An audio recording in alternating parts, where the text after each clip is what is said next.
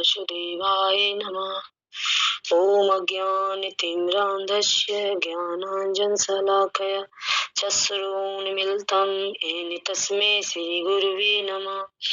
श्रीचैतन्यमनोभीष्टं स्थापितं येन भूतले स्वयं रूपा कदा मह्यं ददाति स्वपदान्तिकं। वन्देऽहं श्रीगुरो श्रीयुतपदकमलं श्रीगुरून् वैष्णवाञ्च श्रीरूपं साग्रजातं सहगण रघुनाथविन्तं तं सजीवं साद्वैतं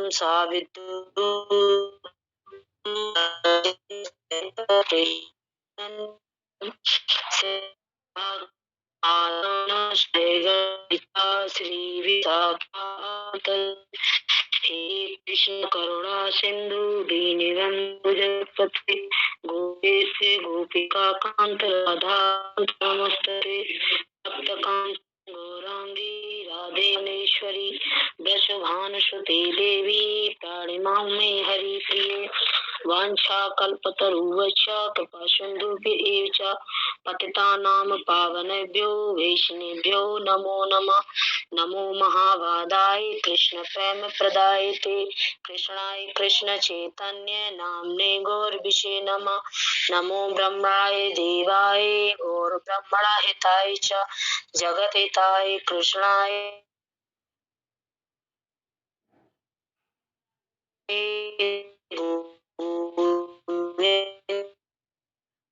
शिवाशादि गौर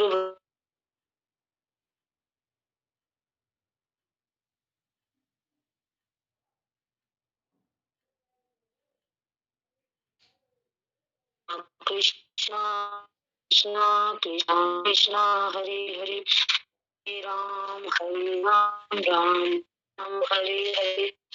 जगतपति श्री कृष्ण की जय श्री जय।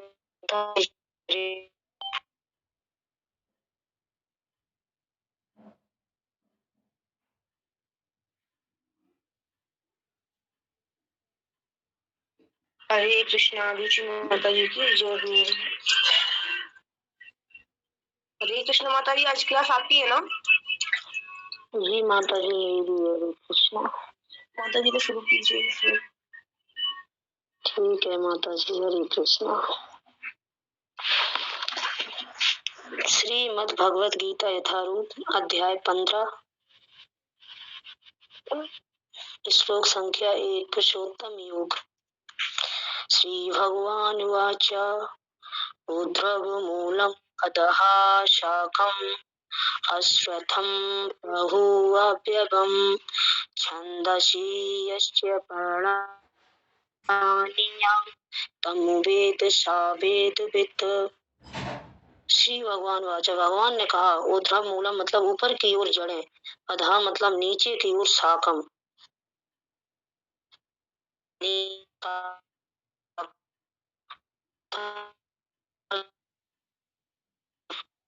अव्यवम मतलब साक्षात, समदसी मतलब वैदिक स्रोत, यश मतलब जिसके, प्रणानी मतलब पत्ते, यह मतलब जो कोई, तम मतलब उसको, वेद मतलब जानता है, सा मतलब भगवान ने कहा जाता है कि इस और शाखाएं नीचे की ओर तथा पत्तियां वैदिक स्रोत हैं। जो इस वृक्ष को जानता है वह वेदों का ज्ञाता है। आप पर शील प्रभुपाद के माध्यम से शील प्रभुपाद की जय हो। भक्ति योग की महंता की विभिन्न वेदों का यह प्रयोजन बताया गया है कि वैदिक अध्ययन का प्रयोजन कृष्ण को समझना है। अतएव जो कृष्ण भावना भावित हैं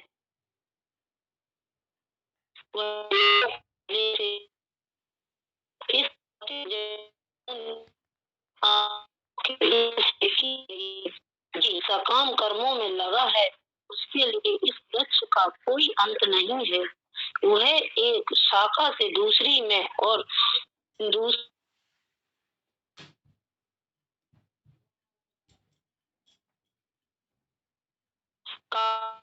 जो इस वृक्ष में आसक्त है उसकी मुक्ति की कोई संभावना नहीं।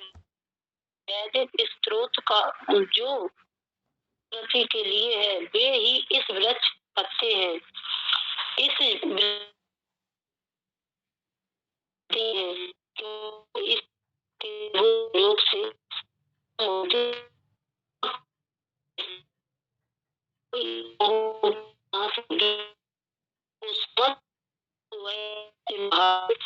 बाहर निकलने की इस विधि को अध्यायों में बताया जा चुका है कि हरे कृष्णा माता जी, थोड़ा नेटवर्क की जगह पे बैठे जहाँ पे नेटवर्क है। नेटवर्क कम आ रहा है आपके फोन में, आवाज क्लियर नहीं आ रही।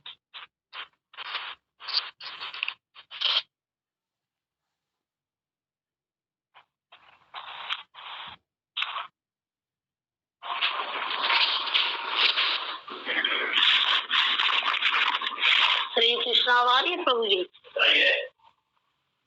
हाँ जी माता जी आ रही है। अच्छा ठीक है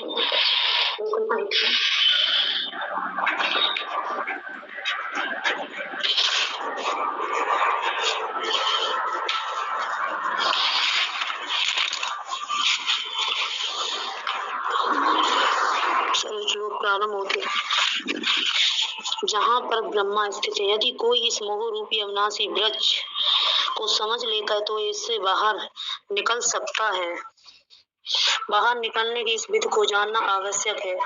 पिछले अध्यायों में बताया जा चुका है कि बहुबंधन से निकलने की कई विधियां हैं। हम 13वें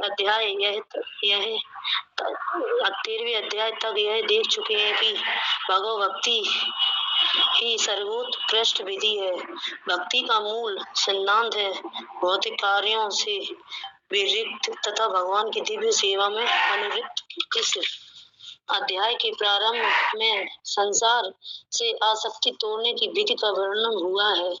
इस संसार की जड़ें ऊपर को बढ़ती हैं। इसका अर्थ है कि ब्रह्मांड के सर्वोच्च लोक से पूर्ण भौतिक पदार्थ से यह प्रक्रिया शुरू होती है।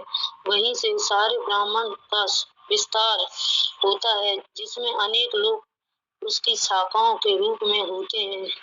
इसके फल जीवों के कर्मों के फल के अर्थात धर्म अर्थ काम तथा मोक्ष के द्योतक हैं। यद्यपि इस संसार में ऐसे वृक्ष का जिसकी शाखाएं नीचे की ओर हों तथा जड़ें ऊपर की ओर हों कोई अनुभव नहीं है, किंतु बात कुछ ऐसी ही है। ऐसा वृक्ष जलाशय के निकट पाया जा सकता है। हम देख सकते हैं जलाशय के तट पर उगे वृक्ष का प्रतिबिंब जल में पड़ता है तो उसकी जड़ें ऊपर तथा शाखाएं नीचे की ओर दिखती हैं। दूसरे शब्दों में यह जगत रूपी वृक्ष आध्यात्मिक जगत रूपी वास्तविक वृक्ष का प्रतिबिंब मात्र है। इस आध्यात्मिक जगत का प्रतिबिंब हमारी इच्छाओं में स्थित है। जिस प्रकार वृक्ष का प्रतिबिंब जल में रहता है, इच्छा ही इस प्रतिबिंब भौतिक प्रकाश में वस्तुओं के स्थित होने का कारण है। जो व्यक्ति इस भौतिक जगत से बाहर निकलना चाहता है उसे वैश्लेषिक अध्ययन के माध्यम से इस वृक्ष को भली भांति जान लेना चाहिए। फिर वह इस वृक्ष को अपना संबंध विच्छेद कर सकता है। यह वृक्ष वास्तविक वृक्ष का प्रतिबिंब होने के कारण वास्तविक प्रतिरूप है। आध्यात्मिक जगत में सब कुछ है। ब्रह्मा को निर्विशेषवादी इस भौतिक वृक्ष का मूल मानते हैं और सांख्य दर्शन के अनुसार इसी मूल से पहले प्रकृति पुरुष और तब 3 गुण निकलते हैं और फिर पांच स्थूल तत्व, पंच महाभूत, फिर 10 इंद्रियां मन आदि। इस प्रकार वे सारे संसार को 24 तत्वों में विभाजित करते हैं। यदि ब्रह्म समस्त अभिव्यक्तियों का केंद्र है तो एक प्रकार से यह भौतिक जगत 180 अंश गोलार्ध में है और दूसरे 180 अंश गोलार्ध में आध्यात्मिक जगत है। चूंकि यह भौतिक जगत उल्टा प्रतिबिंब है, अतः आध्यात्मिक जगत में भी इसी प्रकार की विविधता होनी चाहिए। प्रकृति परमेश्वर की बहिरंग शक्ति है और पुरुष शासक परमेश्वर है। इसकी व्याख्या भगवत गीता में हो चुकी है। चूंकि यह अभिव्यक्ति भौतिक है अतः क्षणिक है। प्रतिबिंब भी क्षणिक होता है, क्योंकि कभी वह दिखता है और कभी नहीं दिखता, परंतु वह स्रोत जहाँ से यह प्रतिबिंब होता है शाश्वत है। वास्तविक वृक्ष के भौतिक प्रतिबिंब का विच्छेदन करना होता है। जब कोई कहता है कि अमुक व्यक्ति वेद जानता है, तो इससे समझा जाता है कि वह इस जगत की आसक्ति से विच्छेद करना जानता है। यदि वह इस विद को जानता है, तो समझिए कि वह वास्तव में वेदों को जानता है। जो व्यक्ति वेदों के कर्मकांड द्वारा आकृष्ट होता है, वह इस वृक्ष की सुंदर हरी पत्तियों से आकृष्ट होता है। वह वेदों के वास्तविक उद्देश्य को नहीं जानता। वेदों का उद्देश्य भगवान ने स्वयं प्रकट किया है, और वह है इस प्रतिबिंब वृक्ष को काटकर आध्यात्मिक जगत के वास्तविक वृक्ष को प्राप्त करना चाहिए। हरे कृष्णा। प्रभु जी का आत्मा टूट हुआ। हरे कृष्णा।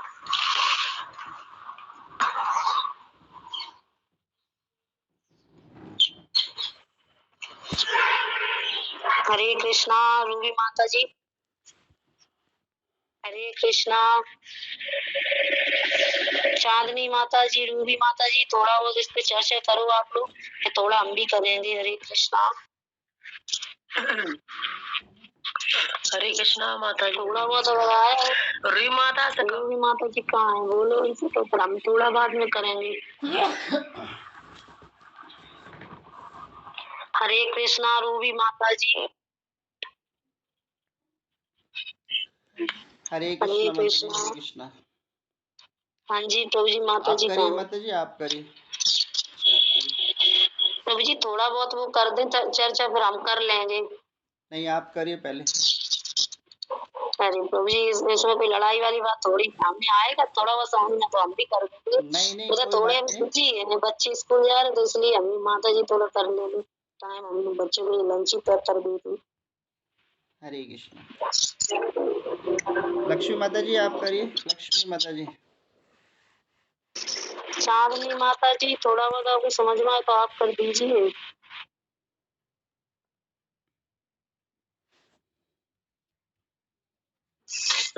हमने सुना नहीं है माता जी, हमको नहीं समझ में आया।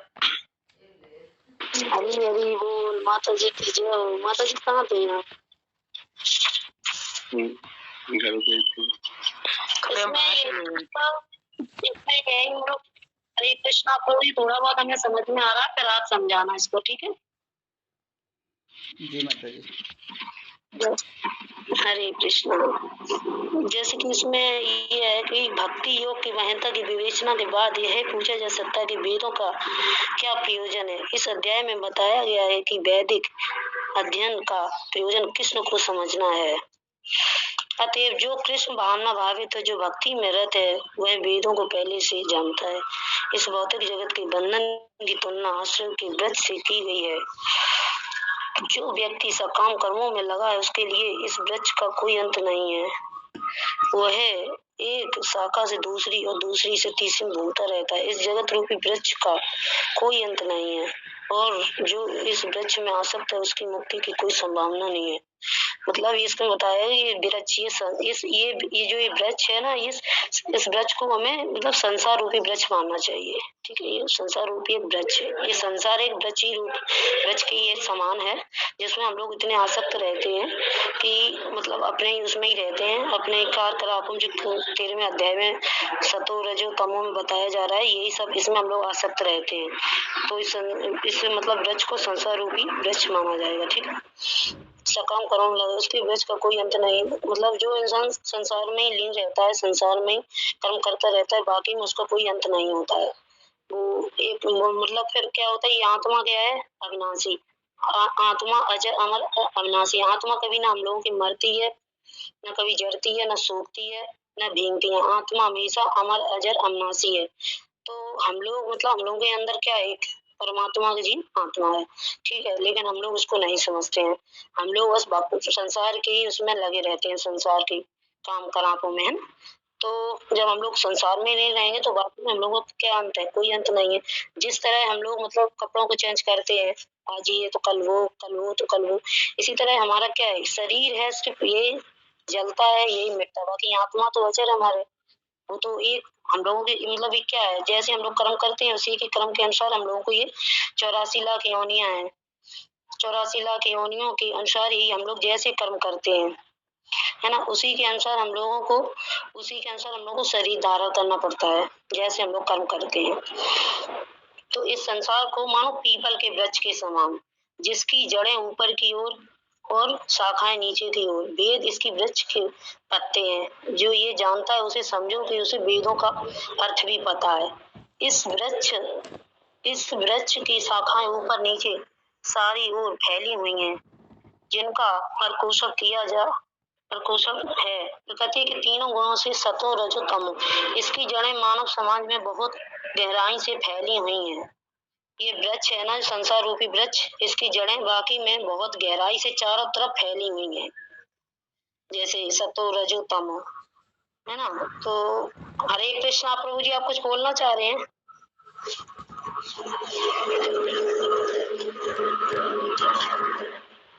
हरे कृष्णा माता जी, सुनना चाह रही हरे है? कृष्णा प्रभु। नहीं माता जी, सुन रहा हूँ। अच्छा ठीक है प्रभु जी। मतलब हम लोगों को इसमें यही समझना चाहिए कि ये संसार एक अविनाशी वृक्ष है, जिसका पेड़ कभी नष्ट नहीं होता। अविनाशी का एक आत्मा हम लोग क्या है, एक अमर है, जो कभी नष्ट नहीं होती है, जो कभी खत्म नहीं होती है, ना कभी सूखती है ना कभी मरती है।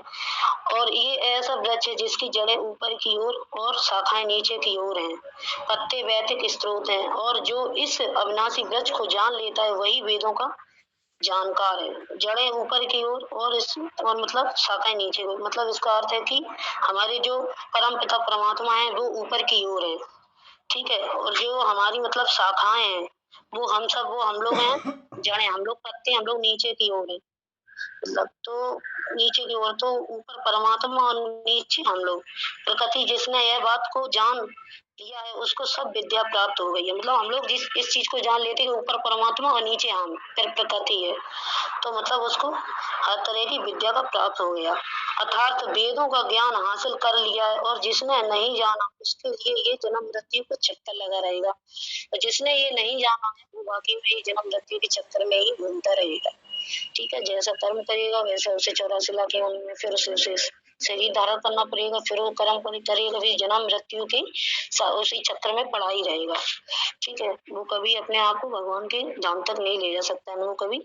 तो क्या है कि हम लोगों को अपने कर्म अच्छे करने चाहिए, तभी हमें ज्यादा से ज्यादा भगवान को समझना चाहिए कि हमारे परम पिता परमात्मा कृष्ण है, और कृष्ण के ही हम लोगों को श्री चरण कमलों के आश्रय में रहना चाहिए। जब तक हम लोग परमात्मा को नहीं समझेंगे तब तक हम लोग देहधारी जीव हैं, हम लोगों का जीवन का कभी उद्धार नहीं हो सकता। हम लोग इसी मृत्यु की जंजाल में, जन्म मृत्यु की जंजाल में आते रहेंगे, कर्म करते रहेंगे, शरीरदारी को फिर से अपना जन्म पाते रहेंगे, फिर इसी चक्कर में फिर इसी कर्म को फिर भोगेंगे हैं, और इसी में लगे रहेंगे जन्म मृत्यु की जंजाल में। हम लोगों को ऐसे कभी उद्धार नहीं होगा। भगवान ने पहले ही बता दिया कि आत्मा क्या है, परमात्मा का अंश है, यानी कि ईश्वर अंश जीव अविनाशी, ईश्वर का अंश है जीव, है ना, और अविनाशी आत्मा अविनाशी है, वो हमारे, तो हम लोग ईश्वर के अंश हैं जीव। ठीक है, तो आत्मा हम लोगों की कभी नहीं मरती है न सूखती, बस हम लोगों का ही होता है। तो इसलिए इसमें यही सब है कि ऊपर परमात्मा है, नीचे हम लोग हैं, और मतलब इसमें हम लोग संसार में, इस संसार रूपी एक वृक्ष है जिसमें हम लोग इतने मतलब बहुत ही उससे मतलब इसमें आसक्ति से हम लोग इसमें पड़े हैं, हम लोग इसमें जुड़े हैं। हम लोग कभी संसार में जैसे, फिर यही सब है कि मतलब संसार में आए हम लोग, क्या है, संसार में आए, संसार में कर्म कर रहे और मतलब संसार में लगे हैं अपने स्वार्थ में, अपने खाने पीने में, अपनी इच्छाएं में, इसमें इतने हम लोग आसक्त हो जाते हैं कि हम लोग वाकई में परमपिता परमेश्वर को नहीं समझ पाते हैं, और इसी में हम लोग पड़े रहते हैं, कपड़ों की तरह अपने शरीर को चेंज करते रहते हैं, और बस यही हम लोगों का जीवन इसी तरह फिर आ जाते हैं, फिर जन्म मृत्यु के उसमें मतलब पड़े ही रहते हैं चक्कर में। हरे कृष्णा। प्रभु जी अब आप कर दीजिए।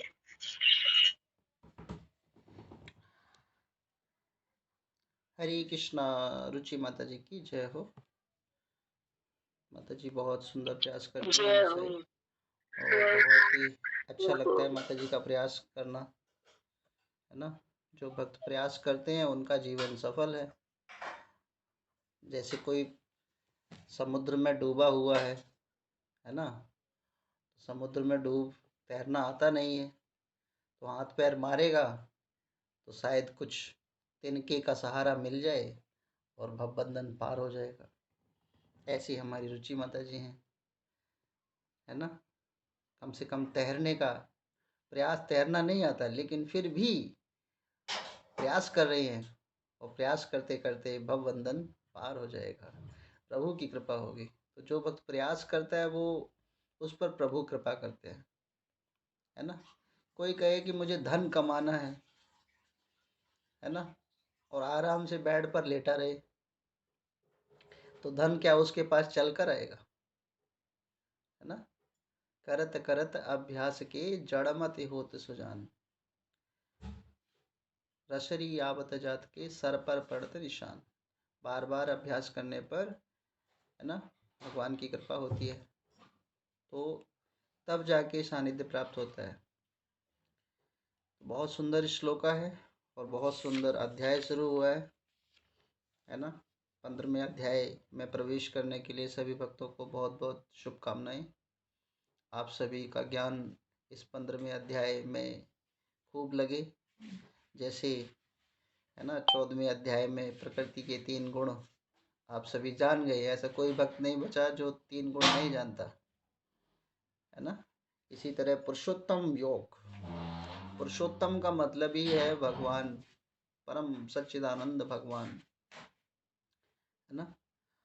और योग का मतलब है जोड़ना, अपने जीवन में भगवान को जोड़ना। इसको बोलते हैं भगवान का योग कर लिया। हम लोग योग करते हैं ना, जोड़ते रहते हैं जीवन में, भौतिक चीज़ों को जोड़ते हैं, आध्यात्मिक चीज़ों को जोड़ना योग कहलाता है। अब ये जो वृक्ष है, ये वृक्ष अद्भुत वृक्ष है। नॉर्मली संसार में वृक्ष होते हैं, उसके जड़ें नीचे की ओर होती हैं और तना ऊपर की ओर, पत्तियां ऊपर की ओर। लेकिन आध्यात्मिक जगत का ये जो वृक्ष है, इसकी जड़ें ऊपर की ओर हैं और पत्तियां नीचे की ओर हैं, क्योंकि हम उस पत्ती या डाली पर बैठे हुए बद्ध जीव हैं, जो कहाँ से आए हैं, इसकी जड़ें ऊपर की ओर क्यों हैं? क्योंकि ये जड़ें गोलोक वृंदावन धाम से आई हैं। तो हम प्रकट कहाँ से, हम लोगों का जन्म हुआ है, इस पे प्रभु की कृपा है। अगर वृक्ष की जड़ें, है ना, आध्यात्मिक वृक्ष की जड़ें ऊपर से नहीं आती तो फिर हमारा प्रकट कैसे होता? तो भगवान का वृक्ष का जो जड़ है वो ऊपर की ओर है और हम नीचे की ओर है। तो व्यक्ति क्या करता है, व्यक्ति इस फूल पत्तियों की मोह माया में आ गया है। फूल पत्तियां देखता है, फल देखता है, वृक्ष पर फल लदे हुए हैं, पत्तियां लदी हुई हैं, फूल हैं, है ना, तो उसे आकर्षण होता है। तो वो माया के जगत में इस प्रकार खो जाता है कि वो भगवान को भूल जाता है। क्यों भगवान को भूलता है? क्योंकि वो अपने जीवन में आए हुए दुखों को नहीं समझ पाता है। प्रत्येक व्यक्ति कहता है, प्रत्येक भक्त कहता है कि मेरे जीवन में तो कोई दुख ही नहीं है। सबके जीवन में दुख है, क्योंकि हमें एहसास नहीं हो रहा है। जैसे कहने का तात्पर्य है कि अगर आपको एक बिस्लेरी की बोतल पानी मिल जाए तो आपको क्या रहेगा? अच्छा लगेगा, बुरा? क्योंकि आपके पास पानी तो पर्याप्त है, तो आपको उसकी महत्वता नहीं समझ में आएगी। आपके पास पानी है इसलिए उसकी महत्वता नहीं समझ में आ रही। लेकिन अगर ये पानी किसी रेगिस्तान के जीव, जहाँ पर पानी ही नहीं है और भीषण गर्मी है वहाँ पर, है ना, पानी से व्याकुल हैं, तो वहाँ पर अगर मान लो एक बोतल बिसलेरी अगर किसी को दी जाए, तो फिर वो समझेगा कि पानी का महत्व क्या है। तो हमारे जीवन में दुख ऐसा नहीं है, इसको नहीं कह सकते, हमारे जीवन में भी दुख है। अगर हमारे पास गर्म कपड़े हैं, है ना, सर्दी से बचने के लिए, तो हमारे को सुख मिल रहा है। लेकिन मान लो वो गर्म कपड़े ना हो, तो हमारे जीवन में दुख होगा। अगर हमें भीषण गर्मी से बचने के लिए हमारे पास एसी नहीं है ना, पसीना बहाते हैं, गर्मी लगती है, तो कष्ट को सहने के बाद जब हम सुख की प्राप्ति करते हैं, है ना, कष्ट सहा है तब सुख है।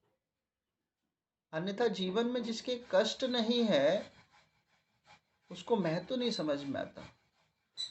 तो दुखाल्यम, ये दुखाल्यम है। संसार का जो सुख है वो एक दुख के समान है। लेकिन व्यक्ति इस मोह के बंधन में आकर भूल जाता है कि मेरी जड़ें कहाँ से उत्पन्न हुई हैं, मैं कहाँ से उत्पन्न हूँ। तो वो व्यक्ति मोह माया के बंधन में आकर फंसता है। तो वो क्या करता है, वो कभी इस वृक्ष की डाली पर कभी उस वृक्ष की डाली पर बैठता है। भारत भूमि ते हैल मनुष्य जन्म यार, जन्म सार्थक कर कर पर उपकार। जो व्यक्ति भारत भूमि में जन्म लिया है और उसने अपने जन्म को सार्थक नहीं किया, उसने भगवान, जन्म सार्थक क्या होगा, आईएएस पीसीएस बनने से जन्म सार्थक हो जाएगा? नहीं। जन्म का अर्थ यही है कि वो अपने मूल पिता को पहचाने कि मेरी उत्पत्ति कहाँ से हुई है। अब वृक्ष की जड़ों में पानी डालते हैं, वृक्ष भगवत धाम से, इसकी जड़ें भगवत धाम, भगवान के धाम से निकली है। तो उस वृक्ष को क्या कर रहे हैं, फूल पत्तियां क्यों हरी भरी है? क्योंकि इसको भगवान पोषित कर रहे हैं। इस वृक्ष की जड़ें जो हैं भगवान के धाम में हैं, तो भगवान उसकी जड़ों को सिंचित कर रहे हैं, इसीलिए वृक्ष की पत्तियां हरी भरी हैं। तो जीवन में, हमारे जीवन में जो भी सुख आ रहा है, तो उसको कौन सिंचित कर रहे हैं? भगवान सिंचित कर रहे हैं। भगवान उसमें पानी डाल रहे हैं, खाद डाल रहे हैं, है ना। तो संसार में, लेकिन आध्यात्मिक व्यक्ति इसको समझ सकता है कि मेरे जीवन में जो सुख सुविधाएं प्राप्त हो रही हैं वो किसके माध्यम से प्राप्त हो रही है? वो प्रभु के माध्यम से प्राप्त हो रही है, पुरुषोत्तम भगवान के माध्यम से प्राप्त हो रही है। क्योंकि जड़ें जो हैं उसका पालनहारा भगवान श्री कृष्ण है। लेकिन व्यक्ति इतना कर्मी हो जाता है, वो यही समझता है कि मैंने जो कुछ हो रहा है ना, मेरी ही कृपा है। व्यक्ति वैदिक ज्ञान को हासिल जब तक नहीं करता, जब तक शास्त्रों का ज्ञाता नहीं होता, शास्त्रों को जानता नहीं है, तब तक वो अंधकार में है। तो व्यक्ति को क्या करना चाहिए?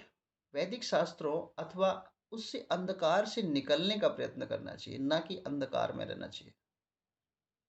अंधकार से निकलने का प्रयोजन गुरु महाराज के शरण में जाना, भगवत भक्ति करना और गीता जैसे शास्त्रों को अध्ययन करना, ये भगवत धाम का मार्ग है। वो जानता है। और गुरु के पास जाकर जिज्ञासा करना, जिज्ञासा ही नहीं बल्कि प्रबल जिज्ञासा करना, प्रबल जिज्ञासा करना। और गुरु के पास जाते हैं तो हम क्या कर रहे हैं? हम सब कह रहे हैं कि अरे श्रील प्रभुपाद की जय हो, प्रभुपाद का जय हो। हम घर बैठे प्रभुपाद की सेवा कर सकते हैं।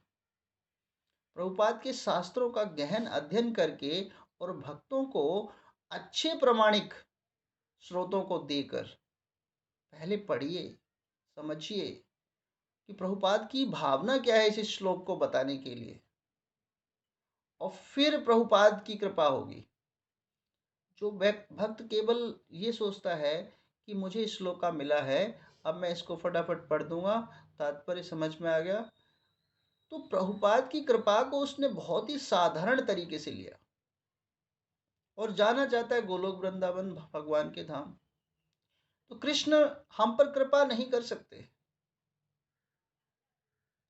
लेकिन गुरु कृपा कर सकता है, क्योंकि गुरु बोलेगा ना, इसने मेरे शास्त्रों को पढ़ा है, मेरी वाणी को समाज तक पहुंचाया है। तो गुरु बैक डोर में बैठा हुआ है ना, दूसरे दरवाजे की चाबी गुरु के पास है, और हमें जाना भी पीछे के दरवाजे से है। कोई वक्त आगे के दरवाजे से जाए, है ना, तो फिर बहुत बड़ी सन्यास के स्तर पर आना पड़ेगा। तो हमें जाना पीछे के दरवाजे से या गुरु के माध्यम से, जिससे भक्ति सरल हो जाए, है ना।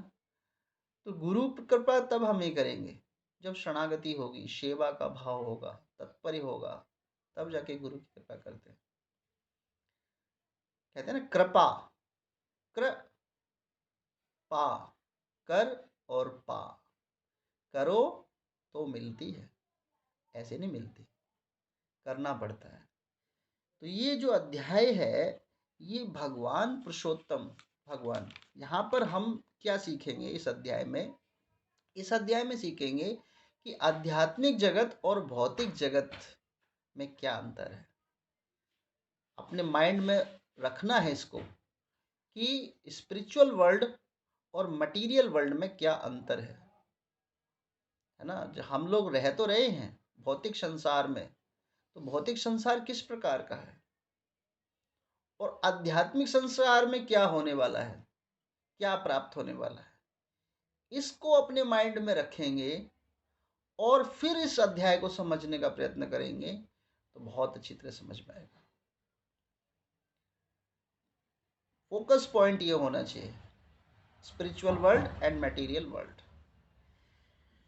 तो ठीक है, तो इस जगत का वृक्ष जो है उल्टा है, आध्यात्मिक जगत की जड़ें भगवान के वहां से आई है और पत्तियां यहाँ पर है।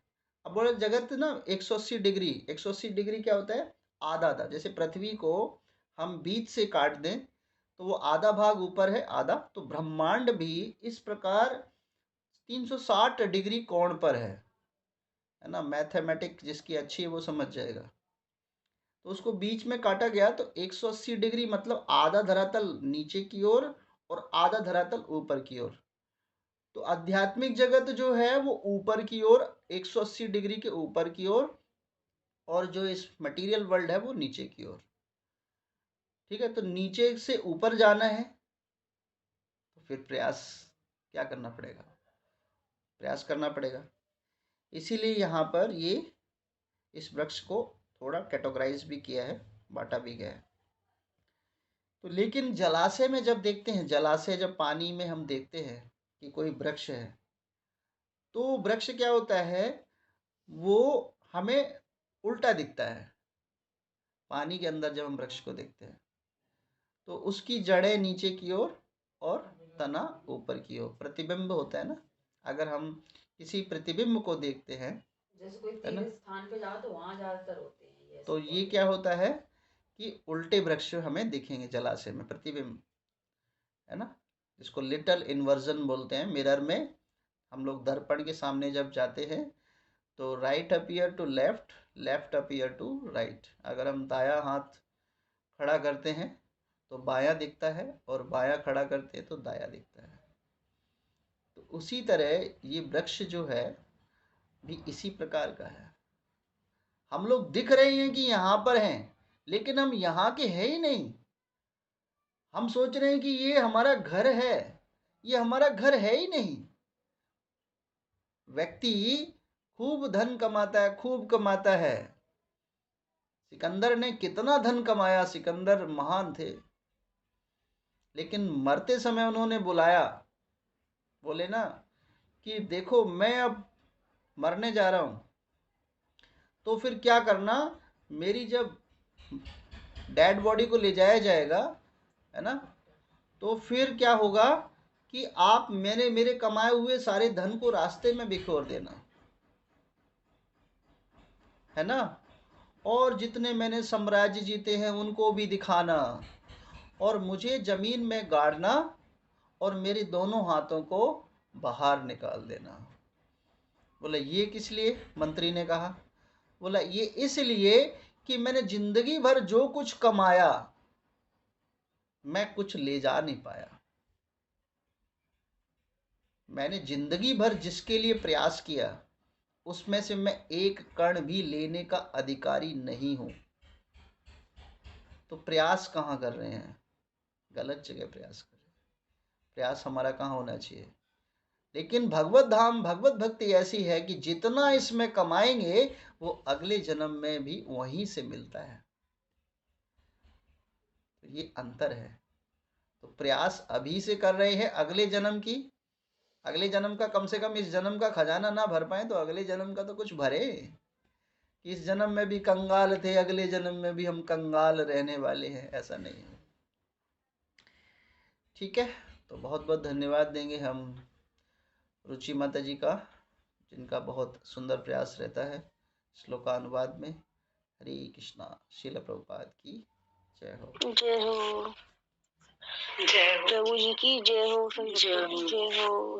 जय हो प्रभु जी, जय हो सभी आप सभी भक्तों की भक्तों की जय जय हो। श्रील प्रभुपाद की जय हो। सभी भक्तों की भाई चैंटिंग हरे कृष्ण कृष्ण कृष्ण हरे हरे, हरे राम राम राम राम हरे हरे। जय हो प्रभु जी की जय हो, सभी माताओं की जय हो। हरे कृष्णा हरे हो। हरी हरि बोल। हरे कृष्णा। प्रभु जी क्षमा चाहेंगे। हरे कृष्णा माता जी, आपका अच्छा प्रयास है। हरे कृष्णा।